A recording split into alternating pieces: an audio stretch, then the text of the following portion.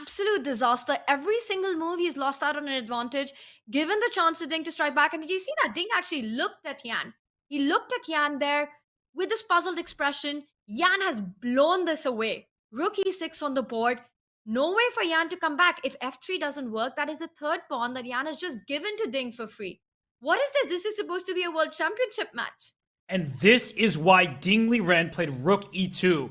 That was a really subtle idea. It was just defending, of course, a pawn that was under attack. But he made it so Yan could not successfully play this active move f5. So I think that liren deserves a ton of credit. Yes, Jan Nepomniachtchi is absolutely collapsing at this stage of the World Championship Game 12. But Ding has created some problems for Jan. Jan's created problems for himself as well. And now the game's just over. There's no way to save this king.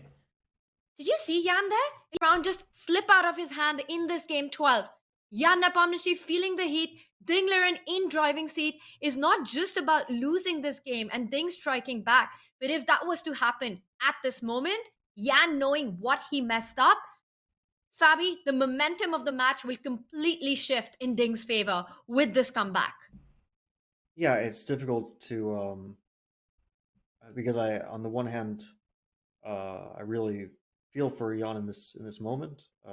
It's clear the pressure got to him, and I think that it got to him because he probably realized that he was on the verge of winning a game which would probably win him the match. We can't say with certainty, but with great likelihood, 2-point margin would be too much to handle. And at that very moment, when we were already calling for, like, maybe Jan is going to become world champion very soon. And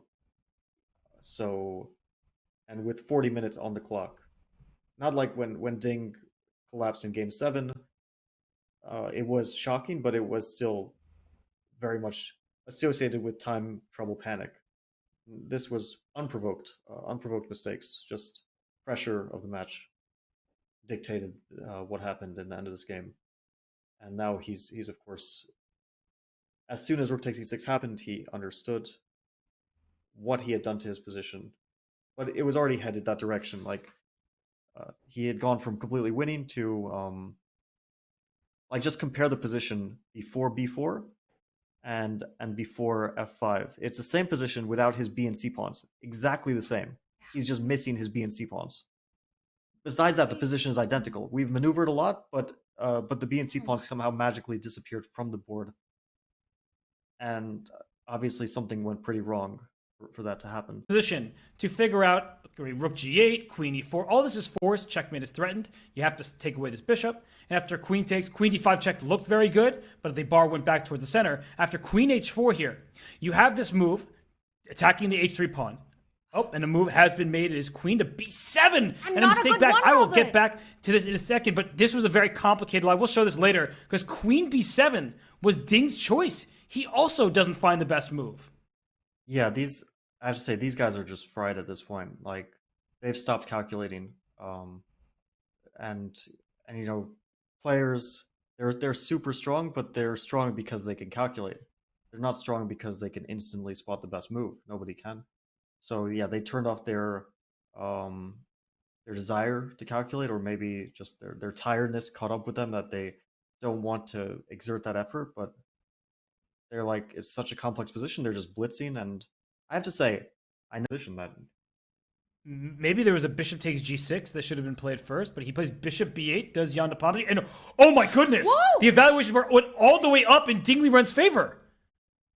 Oh my goodness, what has happened? Bishop to b8, a natural defensive move, but now it is advantage Ding. What is going on here? You just pick up the rook on g6, but then there's hg6. Fabi, can you knight throw the g3. line? There's this knight g3 tactic, like we mentioned in another position. I think it might work here. Bishop g6, pawn takes, and look, Ding looks excited, or at least he looks like he's very concentrated. Is it?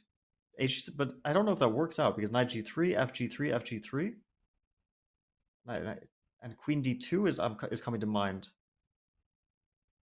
So what's going on here after queen d2? Oh my gosh! Well, let's just pause. We all need to breathe. We all need to breathe for a second. Oops, sorry. I keep refreshing the game to the beginning. We need to go. We need to start from the very position. beginning for him. Even though if you're a Liren fan, you're thrilled. I think even then you're still upset for Jan just because of how he's feeling right now. Yeah, absolutely. It's obviously very, very painful to lose in general, and especially on the biggest stage. And yeah, we saw exchange sack, queen takes h5, will likely maybe f3. I don't know. F3, d5 seems to seem d5, bishop e5, rook e5. There's a little bit to calculate. F takes g2, king takes g2. Knight f4, the king runs. Knight f4, the king runs. Instead he takes, No, I think simply d5 here, take followed by d6 is very clinical. King g8, d6, and that's the black king is getting hunted, and white is up a lot of material. So d6 quickly played and resigned. Handshakes, and that is it. D6 on the board. It is game over. Ding Liren comes back in the match after a lot of twists and turns in this one. Jan Nepomniachtchi resigns in that position. Wow, we've got a match on our hands. I'm impressed that Jan is willing to discuss the game after, because obviously it's such a bad moment for him in this match, and he must be completely disgusted with how it all ended today. That was a big heartbreak moment for Is absolutely devastated because he had a world championship title just right there in his hands, and it just fell out of his grasp. And now all of a sudden, I'm actually thinking about some kind of crazy a5 here, just because plays f5. F5 it's on losing board. the spot. And oh my gosh, Rook takes e6. drops another pawn. What does That's he want? the third pawn that Jan gives up. F takes g4. Let's d5, bishop e5, rook e5. I don't see the idea there for black. It's What just is he checkmate, doing? no? Dobrą sprawę, no to trudno jest uzyskać jakąś dużą przewagę białymi, więc wydaje mi się, że po prostu podejście Dinga jest takie, że będzie próbował zmęczyć swojego przeciwnika. Prawie męża? No prawie męża, bo mi Bartek ostatnio mówił, że będzie chciał się oświadczyć. Co? No bez jaj. Znaczy, że ja Oli czy Ola Slayproxowi?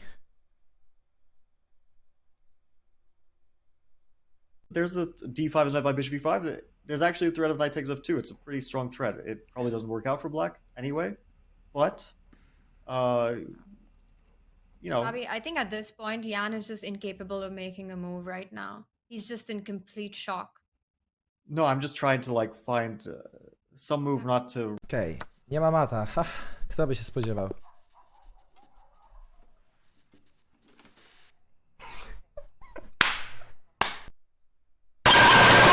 No kur... Dziękuję Silent.